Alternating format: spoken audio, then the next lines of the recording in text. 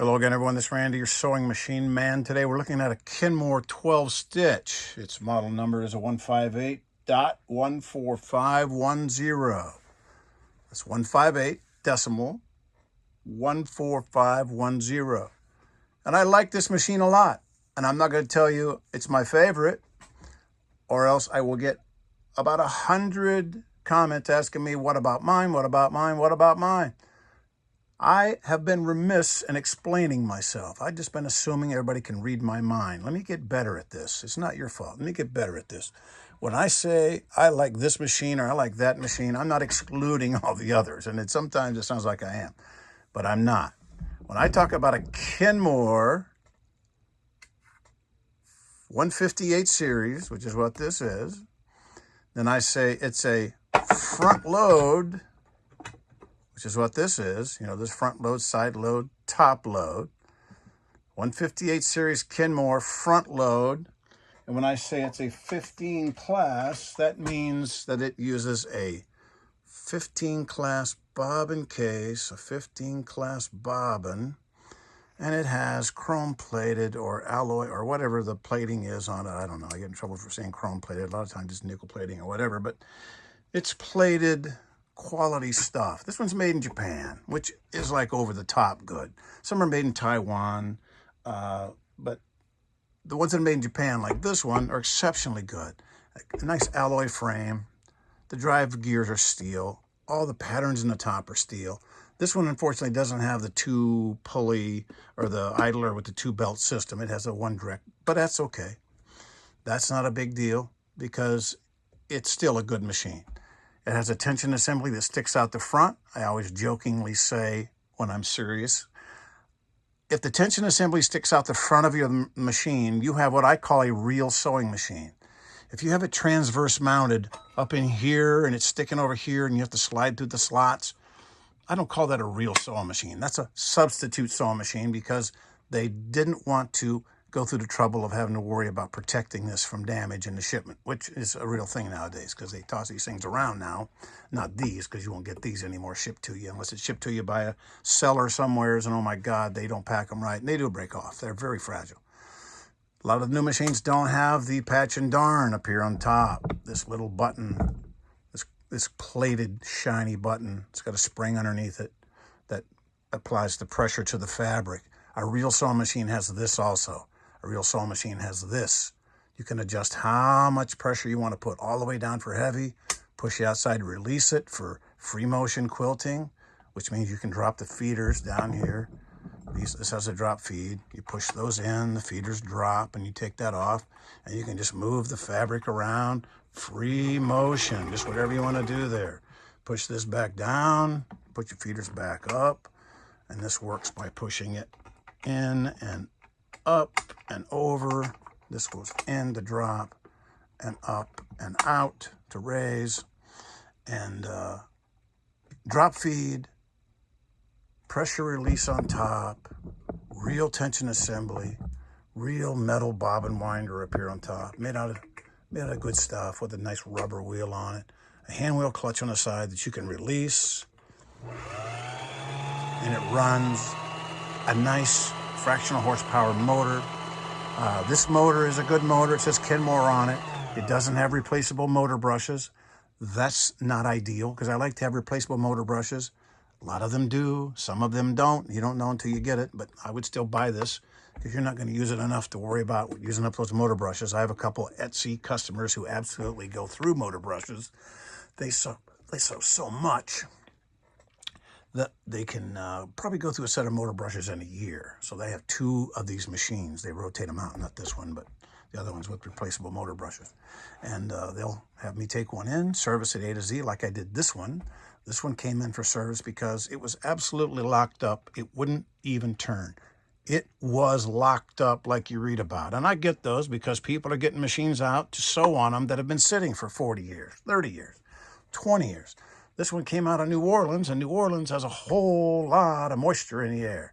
When you're buying one of these online, it'll say where the person's at. It'll say Kennesaw. It'll say Okeechobee. It'll say this place, that place. Look it up on a map. Ooh, is that on the coast? Is that inland? Is that, ooh, my goodness, that might...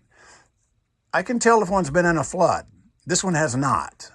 If one's been in high water, it's just like these car buyers. If you're a credible used car buyer, you can look at a car and real fast find out if someone's bringing one in from North Carolina, they're bringing one in from Florida or Georgia, somewhere that's been underwater. You know what to look for. I look for those in machines. I don't like to buy machines that have been in flood-prone areas, but that doesn't mean they're all going to be bad. But if you look at them online, zoom in on the picture. Zoom in. You know, zoom in on the...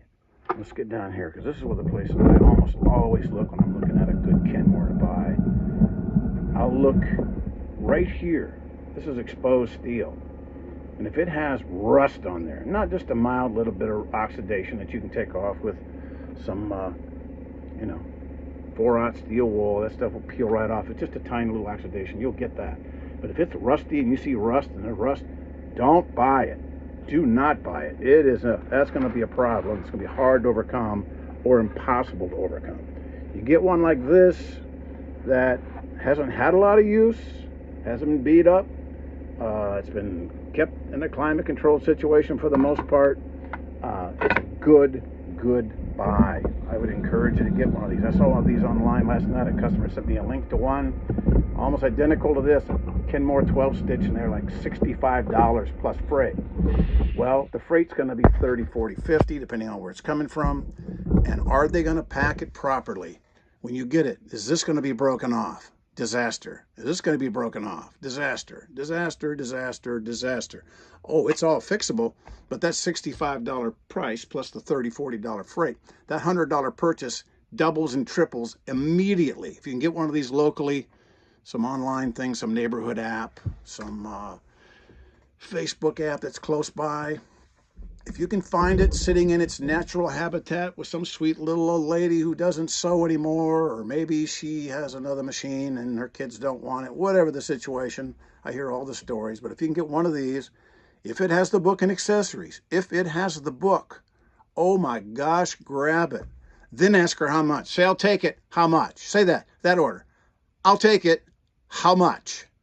Because whatever she was going to ask, she's not going to double it on you, but you want it.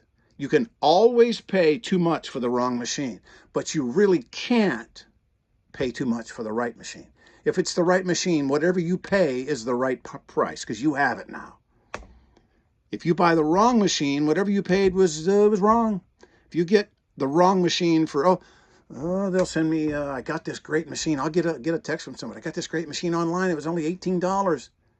And it was on Goodwill.com for like a year. Nobody wanted it. Oh, wonder why. The smart buyers on there, you'll bid against them day one because they're watching. One will pop up day one, and you'll be bidding against them for something like this.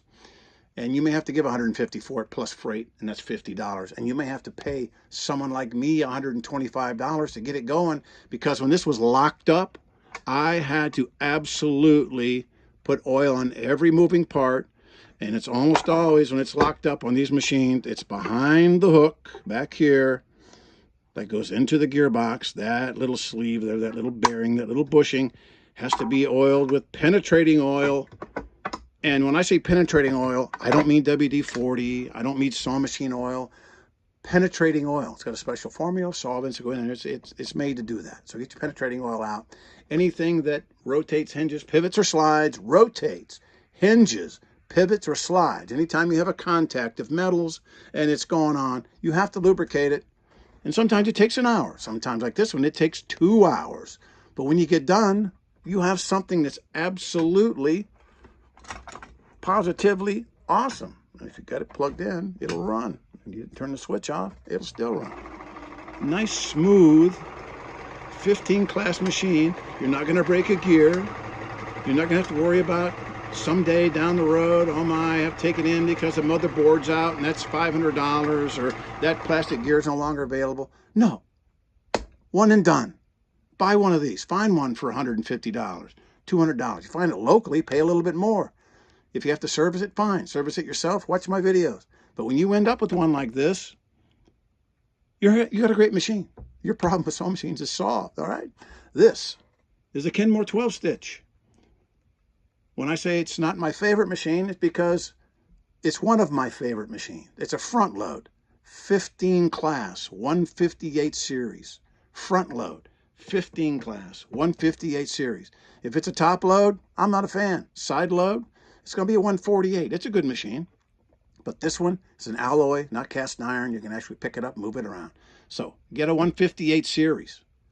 Make sure it's a front load. Make sure it's 15 class. Make sure it's a Kenmore. You'll thank me. It's a great deal. All right? Thanks.